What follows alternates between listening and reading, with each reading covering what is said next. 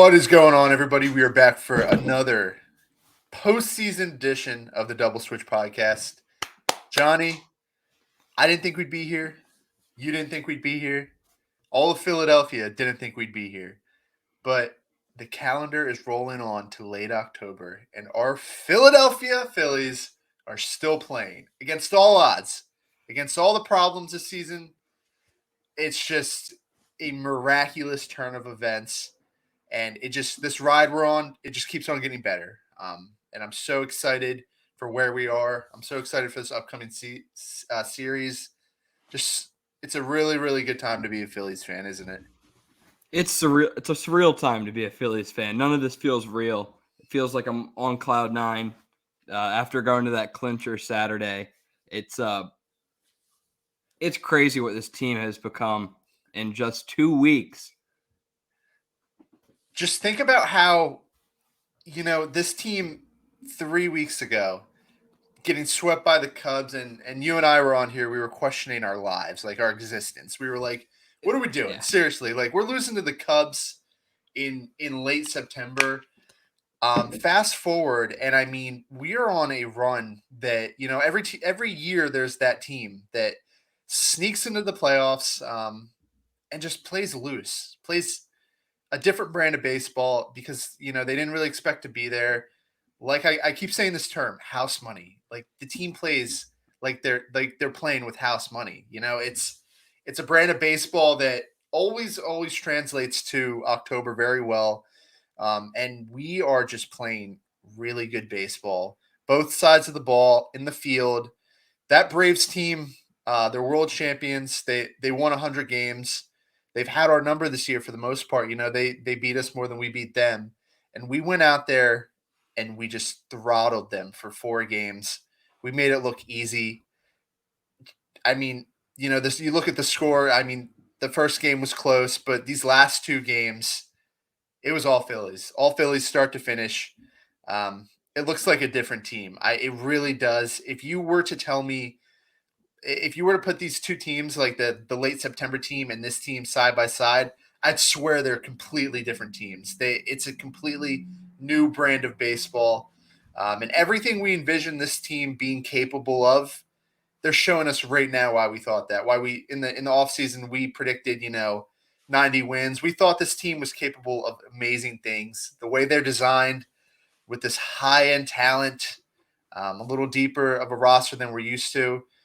They're exactly what we thought they could be, and they're doing it at the exact right time. And it's just a perfect storm here in Philadelphia. It's crazy. You just would never expect. I mean, I know we all talked about how if the perfect storm happened, then this could be perfect. But we still knew that in September we were still hearing about how our defense wasn't good enough, how we had an unbalanced lineup, and they really just defied baseball. It's kind of wild. It is wild. We have watched so much Braves baseball, and they made them look like a bad team. I mean, those last 2 games, they just jumped on them and they never let it go. And that's the kind of the style of baseball they're playing right now. They want to win more than anyone. Hungry dogs run faster. I love that saying. Yeah, I've heard that recently. That's a good one. We took that momentum from St. Louis and we went into Atlanta, and in an absolutely huge game against. This is when I kind of started to realize, all right, this team might be a little different. To go into Atlanta with Max Fried on the hill, their ace, that's their guy. They threw their best pitcher at us in game 1. That everybody was fully rested. Obviously, there's a bunch of narratives that go along with the week off. I'm sure that'll be debated heavily in the offseason. They were all completely rested, fully rested bullpen. Everybody we needed played a couple days before our bullpen. Everybody, was getting action. We didn't have that rest, but what we did have was momentum. And we went into Atlanta in a game 1 with Ranger on the hill. Didn't look sharp. At the end of the day, he only gave up 1 run. But, it's the momentum. It carried over. You had a big performance from Nick Castellanos, which was the first time this season where I actually saw any sort of life in his bat. Like I haven't seen much out of him all year, and that was the first time a lot of Phillies fans saw the guy that we really expected. That was the first time all season where I felt like we were getting our money's worth with a guy that we had high expectations for. He had the big catch in the outfield, something you never see out of him. Um, that was just game one. It was such a good way to start the series and just set the tone for how this was going to go. And to get one in Atlanta like that, knowing that you're going to come back to Citizens Bank Park with a crowd that, as we'll get to, was just phenomenal. It really dictated which direction the series went. Yeah, you're absolutely right. But no, that game one, I think Castellanos having the game he did kind of set the tempo because we've seen JT and Bryce carry everyone at times, carry the team, but it was good to see one of those complementary pieces step up big for the team because then it got contagious. We started to see in some of the other games big hits from Stott, big hits from Marsh in a lot of games. It didn't always have to be because Schwarber got intentionally walked a lot. He struck out a lot. Everyone was doing something to help. Yeah, and like you said, him coming up like that, if you're his teammate and you know that, if you're just anybody's teammate and you know that the next guy has a very good chance of picking you up, like this team does right now. You look up and down this lineup, everybody's hitting. It takes the pressure off of you as a batter knowing that you have guys who can support you later in this lineup. At times during this year, we had an approach at the plate where certain players felt they needed to do everything. Team wasn't hitting well. This team tended to get cold, and hitters started to press. And right now, it's the complete opposite. Hitters are very loose at the plate. They trust each other. There's like the winning's contagious. Like I can't stress that enough. And we caught a case of the winning right now. Like it's everybody's like feeding off of it, and it's the storm that's brewing here with this team. It's something that really came out of nowhere. It's crazy that it happened that quickly, but yeah, no, got off to a good start in Atlanta. Game 2 is probably the low point in the series. The Rhys Hoskins error, that was probably the main takeaway from that game. Yeah, it was tough to watch, and it was tough to hear the reaction, knowing that we'd been doing so well lately. It was a play he should have made. It was a play that ended up determining the game. Who knows what happens if he fields that cleanly? Wheeler gets out of the inning. He was pitching well. It was the first time I've seen the momentum kind of sway away from us this series. Knowing that we respond later on was huge, but that was something that the defense coming back to bite us, and especially Rhys, who's struggled over there, and it's something that he knows. We all know that he's not very good over there, but he took quite a bit of criticism for it. We know that he would later redeem himself, but that ended up being the main factor in that game as we ended up falling in game 2.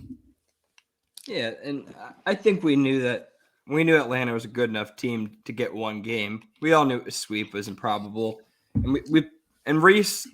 I know he had like that play and then the one to tip off the glove, but other than that, he did make some sharp plays. He did redeem himself in the field a little bit, and the criticism he was given was regretted after the game 3 home run. I'm sure he kind of shut everyone up.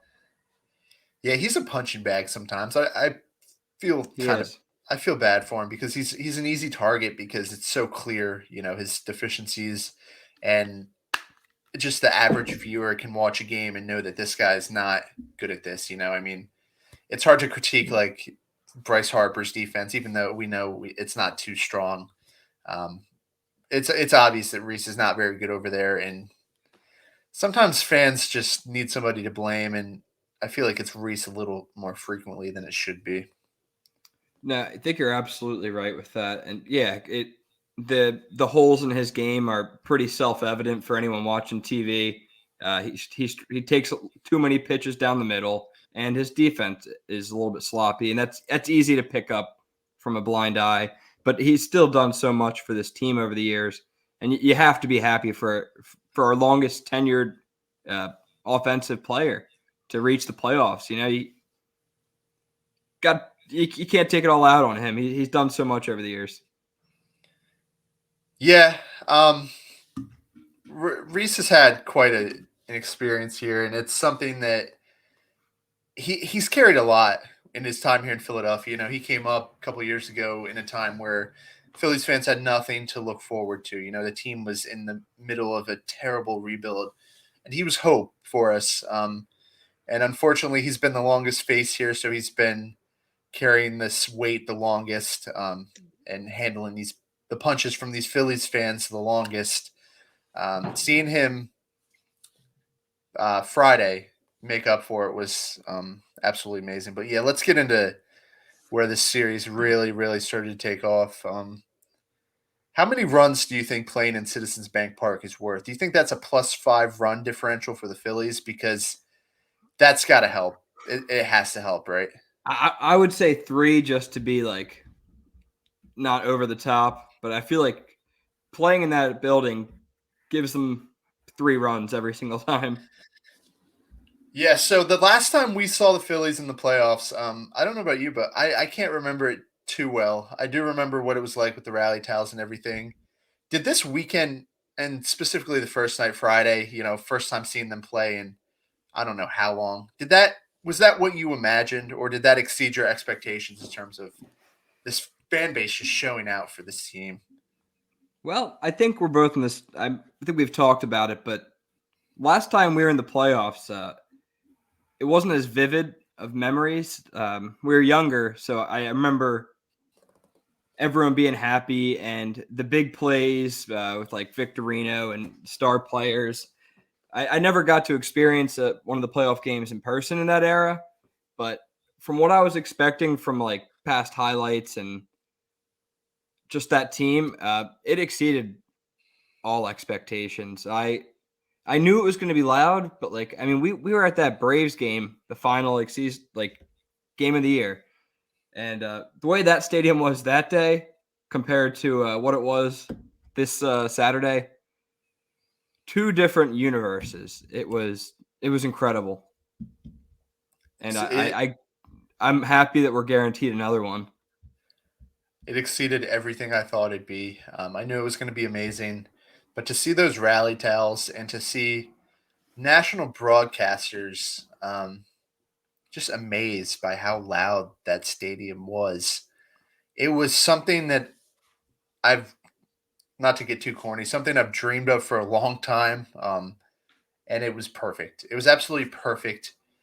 It's so funny to me how this fan base went from, this team's kind of average. I don't know if I can buy into this team, to all in, dude. This fan base was all in Friday, like 100% in on this team. Like Yeah. it's crazy to see a fan base go from 0 to 100 like that. Like you have 50,000 people there just going nuts for a team that was middle of the pack in attendance this year. I think like 15th.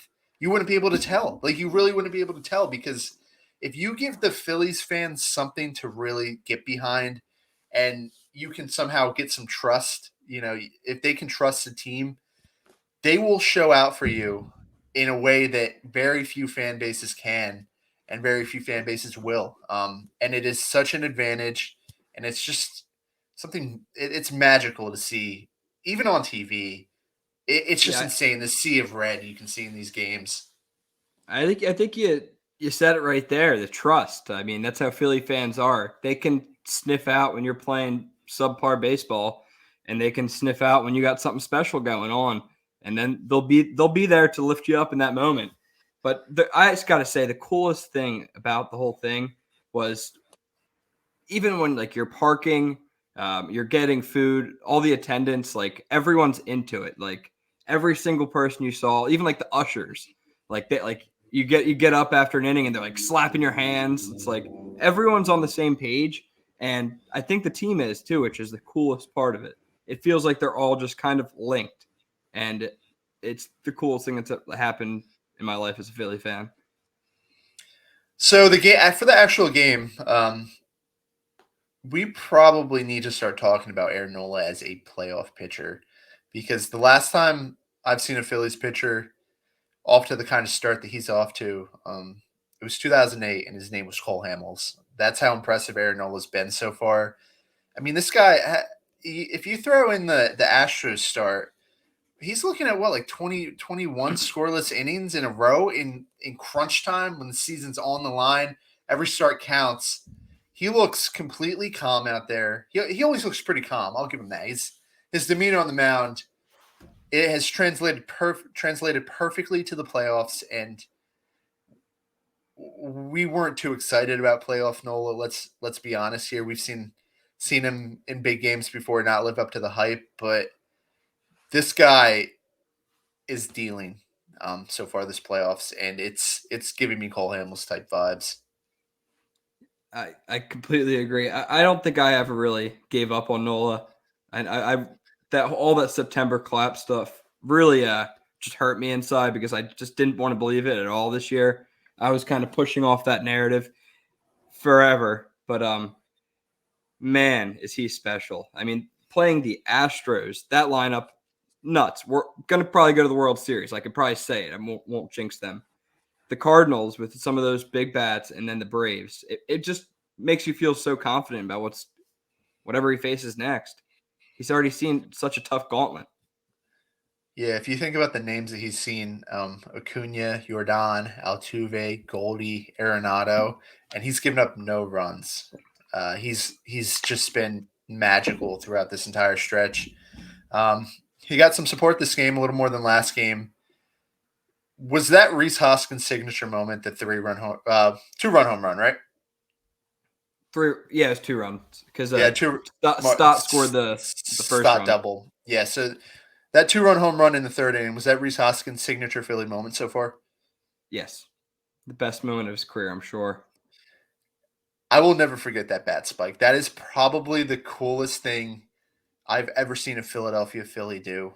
And that is we're going to be seeing that for a really long time in both, MLB commercials, in the Phillies marketing department. They're going to use that for years to come. It's going to live on with Rhys Hoskins, and it's going to be the face of his legacy here in Philadelphia.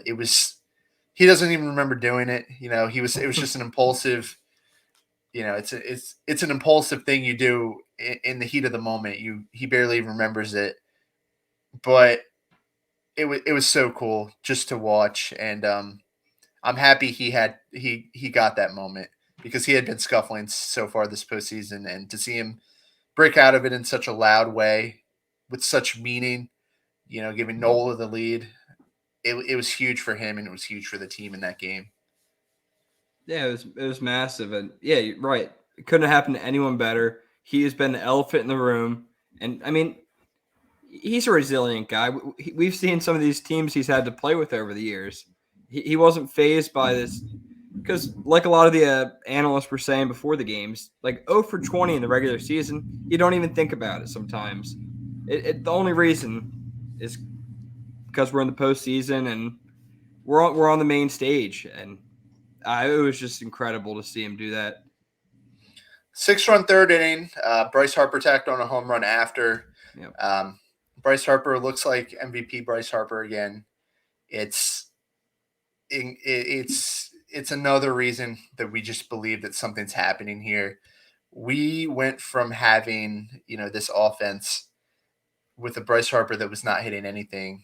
We essentially added a top 3 hitter into our lineup in the most important time of the year. He is seeing the ball super well, and you can tell by the places he's hitting it. When he's going well, he's driving the ball the other way, and it looks like he's just you can tell his time is absolutely perfect. That leg kick gets going at the exact right time, and he's regaining that power that you can lose with those hand injuries. They say it takes a while to get it back, and I think he's getting it back. Yeah, no, I mean, I've broken my hand. Have you broken any like bones in your hands? Thumb, yeah, broke the thumb when I was younger. Yeah, after like all that inactivity of having it in a cast, it's just gotta like regain some life, get back to normal. And I think it would have been nice if No, it worked out this way, but he didn't have a lot of time before the postseason when he came back. But in perfect timing, that thumb looks okay, and his power is no longer sapped. That's for sure, and it couldn't happen at a perfect time, more perfect time. But that was the gist of Friday. I mean, relatively speaking, kind of a blowout for a playoff game, and just shows you what this offense is capable of if everything's working. Yeah, that's what you call a route. All right, why don't you set the stage for us Saturday since you had the pleasure of being there? What was it like? Was it as awesome as it looked like on TV? Yeah, it was so loud, and I mean, it was from first pitch. Like I like as like a fan, like I kind of like was thinking like, like if we like if it ends up being a low scoring affair, like is this place gonna be like dead? But I think we scored in the second inning when Marsh had his home run, but the first inning, every single at bat, people were yelling, towels were going. There was a lot of fans never sat in their seats. It was a full standing affair for some fans. Basically, me Yeah, from the Brandon Marsh home run on. yeah. That's what I heard from people. It was pretty much standing room only for everybody. Just Yep, some people had a place to stand. A specific place. But the Brandon Marsh home run, um, that's his weird, moment. weird parallel that I saw. There's a lot of similarities between Jason Worth and Brandon Marsh. I Super, mean, super talented outfielder who had a rough start to his major league career and then gets traded to the Phillies as they're beginning their hopefully playoff magic here. Brandon Marsh has found a home, and that's his signature moment. He hasn't been here nearly as long as Rhys, but you can tell that guy is really comfortable here. And it's nice knowing that we have our center fielder for years to come, and especially that he's into it. There were times where players throughout the past you could tell they weren't really into it. He's bought into it, and he's having success here, and it was nice to see that home run on Saturday. yeah, absolutely. What you're saying about Marsh, and I really do think he's become like a leader in the outfield, which is I think was very well needed because we have two below average defenders on each side of him, and it seems like he is just that rangy, vocal center fielder with a good enough bat that kind of completes this roster. And I really can't applaud Dombrowski for just going out and pulling trigger on a move like that. Even though it meant giving up a guy that we were all very attached to, this has paid instant dividends. You had to do it, and it was an awesome deal. Do you know who else Dave Dombrowski brought in from the Angels? Noah Syndergaard. Dude, I was very happy with his performance Saturday, and I had my doubts going into that. But I Me mean, too. all things considered, you'll take it. I mean, we don't have a clear fourth starter, and he gave us 3 innings of competitive baseball um, against a pretty good lineup. And it begs the question of which way you want to go in the NLCS. But I don't know. He has postseason experience, and he looked good on Saturday. I was very pleased with Thor's postseason debut in terms of starting in the playoffs for us. Yeah, I was nervous going into that start. I'm not gonna lie. I knew that the Braves had just seen Zach Wheeler and Aaron Nola, who possess more filth. I guess is just a simple way to put it. They're filthier pitchers, and I didn't know if Syndergaard had the stuff, but he hit his spots and he was efficient. He let up that one home run to d'Arnaud, but we didn't walk anyone, so it's just a solo shot. Yeah, so about that decision, so there were three ways that he could go. One was just Gibby was not getting the ball. Everybody knew that. He's terrible. He shouldn't even be on the roster. Would you have gone Thor over Falter? Is that the way you would have gone? Yes, just because of the amount of The, right-handed star power they have. okay. It Yeah, ju- they, it, they, it they felt like crushed lefties.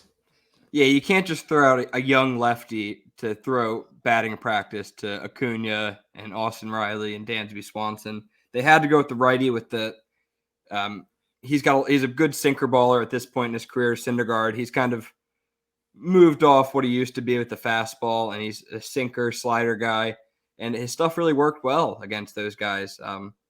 He pitched to contact, even got himself a couple strikeouts, which shocked me. It's nice just having that. And I mean, there were no true clear options, and Thompson trusted his gut, and he's done that a lot this series, and he seems to be finding success more than you think. I mean, managers make a lot of bullpen changes, a lot of tough calls, and Thompson seems to be hitting all the right notes. But third inning, was that the JT inside the Parker third? Yes, and that was so cool. The stadium sounded insanely loud on that. I don't know if it was more loud than at any point in the game, but it sounded like it was just so much fun to be a part of that. Just rooting him on around the bases. It was so hype. Yeah, I think I texted you about that one. Yeah, it erupted. Because the Marsh home run definitely woke everyone up, but then we were awake, and then that play, like, because all of us in the outfield, I was sitting up in like the right field second deck. You just see Harris run into that slanted wall, and you're like, and everyone, like we've seen Victorino and Utley, like we've seen Utley do his inside the Parker, like the same way. And the minute it hit that wall, I think everyone it clicked. They're like, he's going to do it. He's a fast guy, and he was moving. It's one of the unique plays in baseball that extends itself. I mean, you're rooting for something for like, I don't even know what it was, like 20 seconds it took him to get around the bases, 15, 20 seconds. He hits a home run out of the ballpark. It gets out in 2, 3 seconds, and that's kind of like the action. But to continue to root for something for 15 seconds, I mean, it's such a unique thing in baseball, and it's so much fun to just watch. It's got to be one of the most fun things live to watch too. Yeah, inside the park home run. I think that might be the best thing in sports right there. But I actually saw that David Montgomery put that wall there so there was plays like that like happening. It's cool. I like when ballparks are unique like that, like the San Francisco right field wall, triples alley or some whatever it's Yep. called. It's just fun. I hate the cookie cutter stadiums where it's like all around the same. That's so boring. Yeah. Safety though. Lame. But yeah, I agree. after the third inning, turned into a bullpen game, and suddenly we have a good bullpen. Suddenly, I mean, when did the Phillies get a bullpen? Like, when did that happen? I think we've been talking about it all year, and I think we learned we have some studs, and then the rest we trust everyone else. But we got those studs now, and Dominguez and Alvarado, who we really got to tip the cap to them because they faced all those guys we were talking about that our pitching staff had to go against. Arenado, Goldschmidt, Riley, and all them. I mean, Dominguez and Alvarado are the ones that had to face them in the bullpen every single game. One more name. You're forgetting somebody. Who am I forgetting? Eflin's had to go through some serious hitters too. Yeah. Absolutely. Those three have kind of formed some combination of the last 4 innings. Alvarado, kind of giving me Andrew Miller vibes.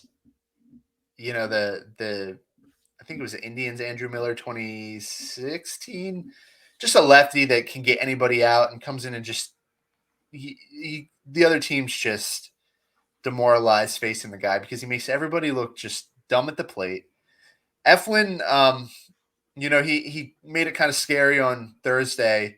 Saturday, he looked very good. I think we asked him to get 4 outs. He looked very good on Saturday.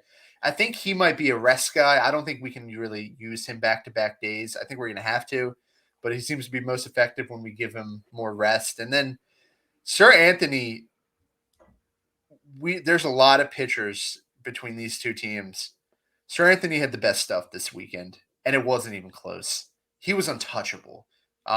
He went through Thursday, the first game of the series. He went through Acuna, Dansby, Riley, and at that point, he had faced Goldie, Arenado, Pujols, those 6 in order, and it was like everybody's 1 for 7 with 4 strikeouts. He's going against the best hitters in baseball, and he's making them look ridiculous. Absolutely dominant, and what a weapon to have Sir Anthony back in just peak Sir Anthony mode. He's plain and simple. He's got the best stuff in baseball out of in his arm.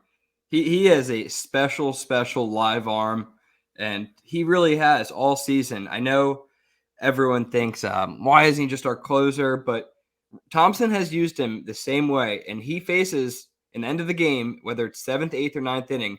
He's going to face your best 3 hitters. He's been doing that all year, and he's been doing it better than anyone in high leverage situations. And then having Alvarado and Eflin to just piece around him is perfect. It does. We could have Alvarado go 9, or we could have Eflin go 9, depending on the size of the lead. We just have so much flexibility back there, and it honestly brings a tear to your eye after seeing these past bullpens. Yeah, so the Braves on Saturday, they had to go Alvarado lefty 101 with just tremendous sink and a cutter that is like the nastiest slider in baseball, but it's like a cutter. And then you had to go Zach Eflin, low 90s, pinpoint control, carving a 2-seamer in. And then you got to go Sir Anthony with his 101-mile-an-hour sinker. It's a turbo sinker that just dives halfway to the plate, and you swing and it's just gone. Like it's already gone. The pitch is already catcher already caught it. And to try to time that up, I mean, what a mess that is as a hitter. And it's shortened the games for us. What a strange turn of events, turning a huge weakness throughout the season. Not a huge weakness. One of our team's less strong points into a full-on weapon come postseason time. Yeah, we were mid. We were very mid all the way through the year. We were probably ranked 15th to 20th in most categories. And then I guess I think some of those injuries, just resting some arms, because Sir Anthony having a little rest for his arm, that's done a lot. And Eflin has a fresh arm because he was dealing with mostly knee issues, so he's been rearing to go as far as throwing goes. And the action looks good on everyone's ball right now. Yes, it definitely does. And after we got through those 3, we clinched. The crowd erupted. Was it as awesome as you thought it'd be, knowing that, going into that game, there's a possibility that you could clinch? What was that moment like in the stadium? I thought I was just going to start floating up into the sky and just going to heaven. That's baseball heaven. Honestly, screw the Cardinals. Yeah, so we clinched, and from what I saw, nobody left really. What time did you end up leaving? I guess we probably stayed like 20 minutes in our seats after the game, just continuously screaming. And then they put on Dancing on My Own, and everyone kind of had a little party, and then they just kept playing music, and everyone was clapping hands, hugging each other, just random people you're giving hugs, and it was a beautiful thing. And then you're just walking out of the stadium, and you can't even get right to like the exit because you're just getting caught in these like "Let's go Phillies" chants, and everyone's yelling at you like the Fightins, baby, just all around you. It was really freaking cool. I don't think there's anything like it. Exactly what we expected when the season started. Yep, exactly where we expected to be. Yeah, so that was the NLDS, and I mean, we took our division rival, a team we haven't beat, and we ran over them, and it was awesome. Satisfying. We actually saw another wild card team run over another juggernaut, and that was the Padres and the Dodgers, and that's how we figured out who we're facing. Come NLCS time, and we're facing a Padres team that, a lot of ways, just like us. They actually just went through 200 win teams. They went through the 101 win Mets, and they carved up the 111 win Dodgers. They are a team that has its stars. Juan Soto, Manny Machado, Josh Bell, in terms of hitters. and they have their aces kind of just like us. I mean, Yu Darvish, he's old, but that man can get people out. He's been doing it a long time, and he's looked good this playoffs. Him, Musgrove, Snell, who obviously has World Series experience, and you have Hader at the end of the bullpen. These teams, they're very similar, and it's going to be a very interesting week here in Philly and San Diego. Yeah, you could probably consider the Padres the West Coast Phillies, the way they're kind of built. I mean, even when you start looking at the lineup, they got all their stars and Soto, Machado, Josh Bell, but they also have their like Ha-Seong Kim, who's kind of like our Gene Segura, just a contact beast, and they have Jake Cronenworth, kind of like Stoddy a little bit. Um, the more you look at this roster, the more similarities you see, and even with, as far as the pitching, we probably have about the same depth. Ranger and Snell kind of seem similar as threes. You're right. And just, I mean, taking a step back and looking at how they're playing, these teams, their Septembers both weren't strong. They get in 87 wins for us, I believe 88 or 89 wins for them. And you get to the playoffs, and it's a whole different animal. These teams with stars have been performing very well. You look at us, you look at the Padres, you look at the Astros. We're some would say top heavy teams, but I mean, you get to these series and these stars show out, and we're going to see the stars show out this week. There's a bunch of narratives involved here. You have both Nola brothers going at each other. You have both of the mega stars from the 2019 free agency class going at each other. You You have have, Soto and Harper going against each other. yeah, you have the two generational talents. It's it's a very interesting series, and this is probably, if you just ask any random person on the street, this series could go either way. You and I both know that the odds. I haven't looked at the Vegas odds now, but I gotta imagine. I mean, they got to be 50-50 in terms of bet what team people are betting on. Um, we can't use that momentum, that momentum excuse anymore because the Padres have it too. So now we're really gonna see what this team's capable of, what this team's made of, and who wants it more. I mean, at the end of the day, both these teams have accomplished, against all odds, two series victories. Both teams are one series away from the World Series. Man, does that feel weird to say? I mean, That doesn't feel right. both teams are Yeah, very close, and both teams can taste it. We're gonna see what the teams are made of this upcoming week. yeah, that's you're absolutely. It's a fair matchup. Most ways you look at it, basically every aspect of the teams, and who wants it more? Both these teams have been starved for playoff baseball, and they're both playing with so much fire. I know when we look at the Padres series, they had some closer margins against the Dodgers and the Phillies. They kind of had a little more routes, but they have the advantage technically. They're at home to start, and you know what? Let me pause real quick. Go back. If the Brewers and Marlins weren't around, we might not be playing the Padres right now. Like neither of us would be in the playoffs if it wasn't for the Brewers and Marlins. Yeah, once the season's done, we'll really reflect on that because we don't talk about it now, but there's so much that goes into this that is going right for us.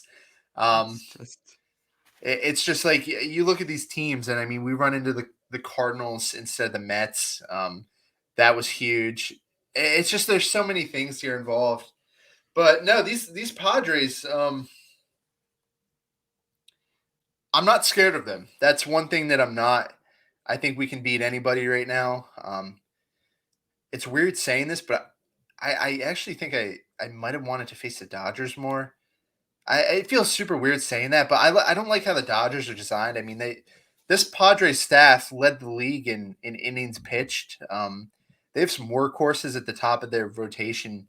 That Dodgers staff is good. I mean, but they're throwing out like Tyler Anderson, and Kershaw hasn't been good in the playoffs. Um, like I don't know. I feel like in this type of a series, this Padres team is really meant to do some damage. yeah, absolutely. I don't think they have as I think the top of the rotation is more shored up with like the loss of Walker Buehler for the Dodgers. Being able to have Darvish and Musgrove, kind of like how we have our Wheeler Nola, it just sets the tempo in any series. I guess we should. We're getting kind of long here. Should we get some predictions in for this series? Do you want to do trivia time first or predictions? Predictions. Phillies in 6. I was gonna go Phillies in 5.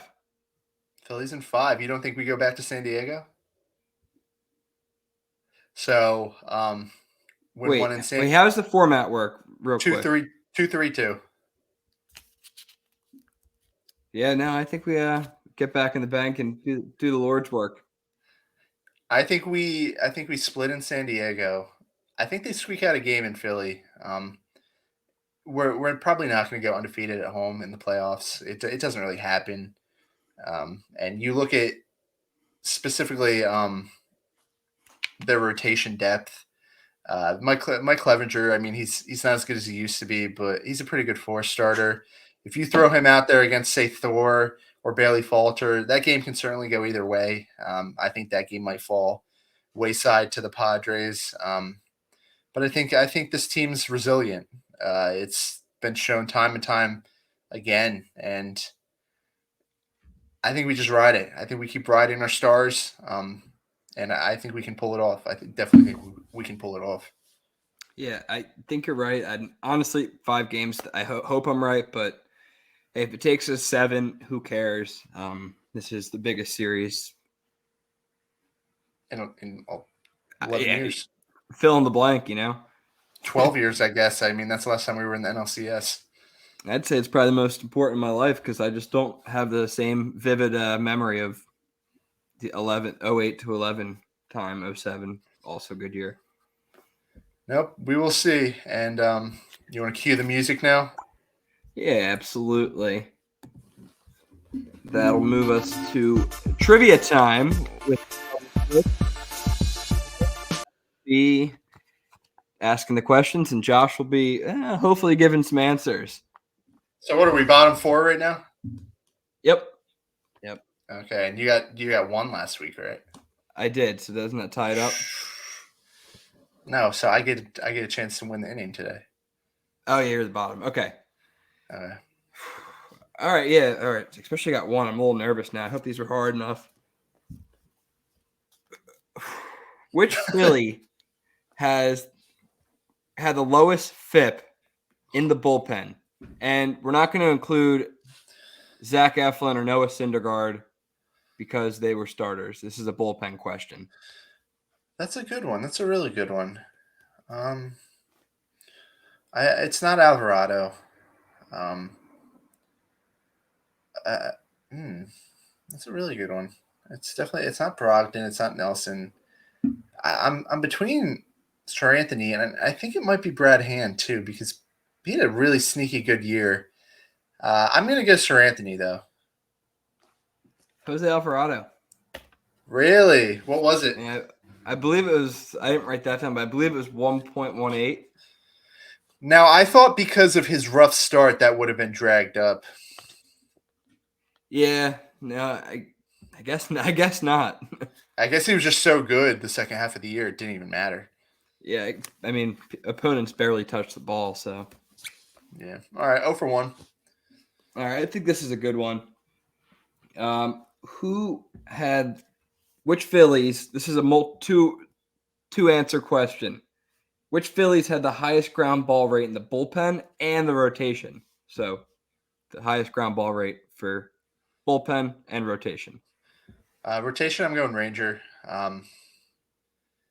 And bullpen, I'm going to have to go. I think ground ball pitcher.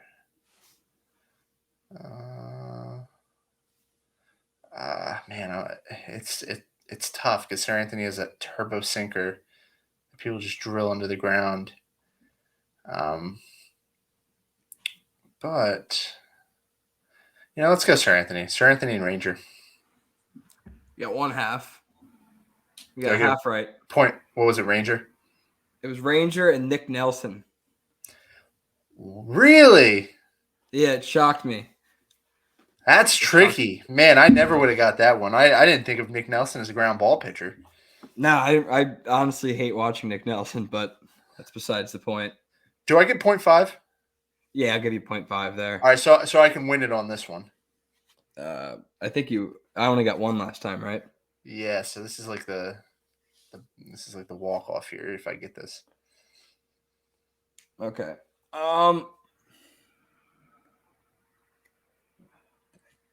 Who had the lowest strikeout percentage in the Phillies everyday starting lineup? Lowest strikeout percentage. Okay, that's a pretty good one. Now is there like a qualifying thing here? No, it was just whoever's really been on. It does include bench players, but basically anyone who's gotten regular at bats. I guess like guys like Sosa and Derek Hall were in the consideration as well. Can you tell me if it's a full-time starter or bench player? Because like that rolls in so many people. Full-time starter. Okay, yeah, because bench could be a lot of people. All right, so it's not Schwarber, Hoskins, Harper. No. Cassie, no. Maybe Bohm. Don't think it's JT. Maybe Gene. Definitely maybe Stott. That's actually who I'm leaning. Let's man, there's a lot on this. Let's go Bryson Stott.